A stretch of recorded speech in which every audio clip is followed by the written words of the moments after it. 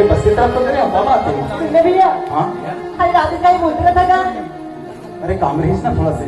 सुनने भैया आज चांदनी भैया बता दो का आज हाँ आज तो रक्षाबंधन है। तो बुला देना भैया। अरे बुलाए थोड़े हो हाँ राखी पर इसे लेके जल्दी घर आपने सुनने भैया हाँ मेरा तो बैठना का अच्छा जल्दी हाँ पहले ले बैठना का ले ठीक है बैठो।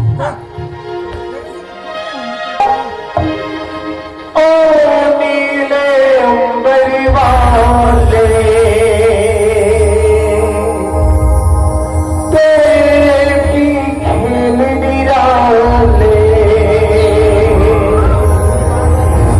पीले पीले धागों से लगी जीवन का रंग डाले